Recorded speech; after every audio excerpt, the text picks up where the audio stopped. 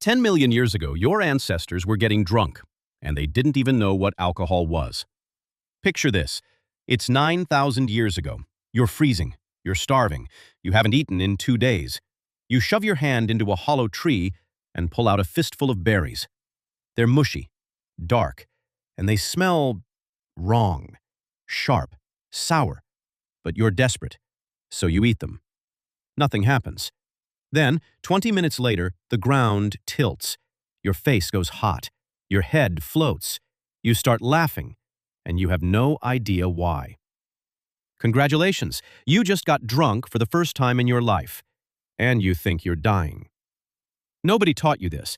There's no word for it, no warning, nothing. You just ate rotten fruit, and rotten fruit is the oldest drug on planet Earth. Because here's what nobody tells you about alcohol. Humans never invented it. We discovered it, by accident, again and again, on every continent, for 10 million years. And that accident might be the single biggest reason farms, cities, and civilization itself exist. This is when humans really started drinking, and how a piece of rotten fruit helped build the world. To find the real beginning, we have to go back way further than you'd think. Not thousands of years, millions. Around 10 million years ago, our ape ancestors lived in the trees, and their food, fruit, didn't always stay on the branch. Sometimes it fell. And on the warm forest floor, fallen fruit does one thing. It rots. Wild yeast lands on the sugar inside it and starts to feed, and when yeast eats sugar, it leaves something behind. Alcohol. So the fruit on the ground wasn't just food, it was slightly boozy food. Now, for most animals, alcohol is poison, but something strange happened to our ancestors. A single tiny mutation in an enzyme called ADH4 suddenly made them 40 times better at breaking alcohol down. 40 times.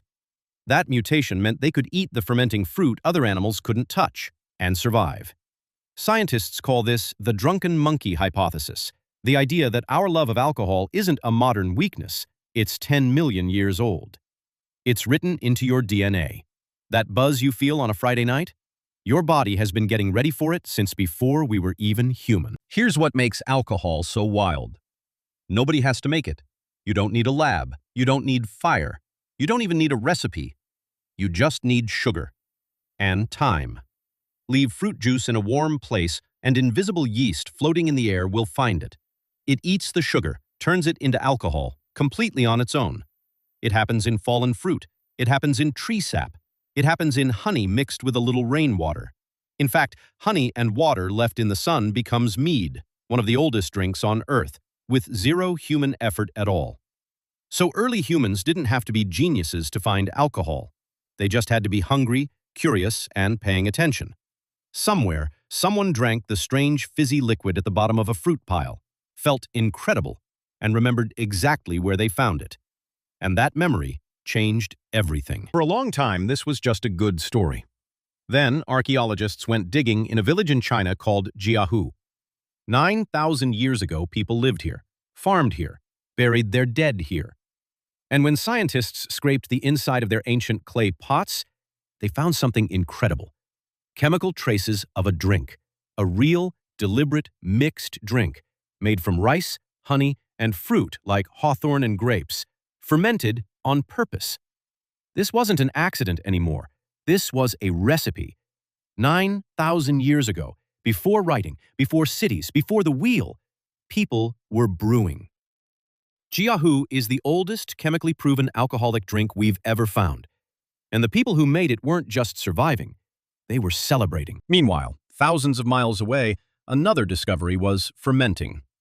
In the mountains of what is now the country of Georgia, around 8,000 years ago, people took wild grapes, crushed them, and let them sit in giant clay jars buried in the ground. The result? Wine. The oldest wine in the world.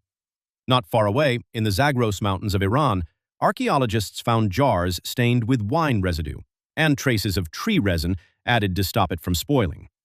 Think about that. 8,000 years ago, humans weren't just making wine. They were preserving it, storing it, perfecting it.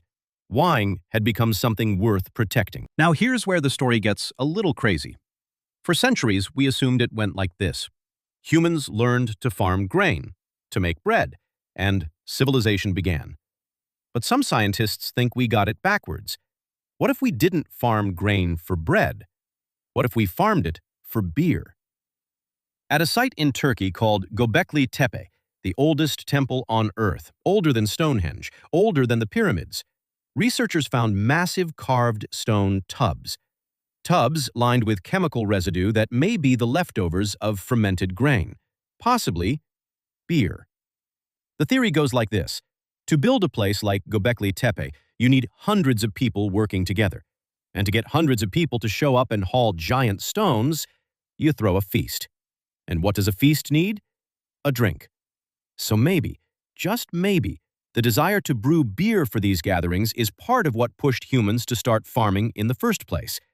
Which means alcohol didn't come after civilization. It might have helped start it. By the time the first real cities rose in ancient Sumer, over 5,000 years ago, beer wasn't a luxury, it was life. The Sumerians loved beer so much they gave it a goddess. Her name was Ninkasi, the divine brewer, and they wrote her a hymn. But here's the clever part. Most people couldn't read, but everyone could sing. So the hymn to Ninkasi wasn't just a prayer. Hidden inside the song was the actual recipe for making beer, a recipe you could memorize just by singing along. Sumerians drank beer every single day. They drank it thick and cloudy, through long straws to filter out the floating grains. And they didn't just enjoy it, they paid with it. Workers received daily rations of beer as wages. Beer wasn't a treat, it was money. It was food. It was faith. And then came Egypt. If you think Sumer loved beer, the Egyptians took it to another level. In ancient Egypt, almost everyone drank beer. Men, women, children, rich and poor. It was thick, nutritious, almost like a liquid bread, packed with the calories that kept people alive. And the workers who built the pyramids? They were paid in it. Records show pyramid laborers received daily rations of bread and beer as part of their wages. The greatest monuments in human history were built by people fueled by beer. The Egyptians even buried their dead with it, so they'd have something to drink in the afterlife. To them, a world without beer, in this life or the next, wasn't a world worth living in. So why? Why did alcohol dig its way so deeply into the human story? Part of it is simple. It felt good. But it was so much more than that. Alcohol brought people together. It turned strangers into friends, and gatherings into celebrations. It was medicine used to numb pain and clean wounds.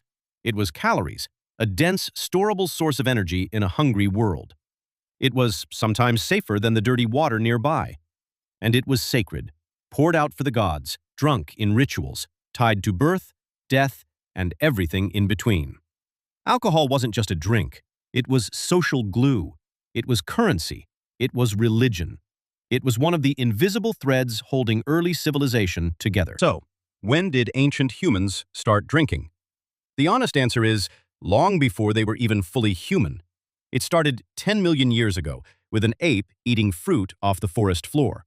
It continued 9,000 years ago, with a villager stirring rice and honey into a clay pot. And it exploded in the first cities, where beer became money, medicine, and a gift from the gods. That warm, familiar buzz you feel today is one of the oldest experiences on planet Earth. Older than cities, older than writing, older than farming, maybe even older than us. So the next time you raise a glass, remember, you're not just having a drink. You're taking part in a ritual 10 million years in the making. Cheers.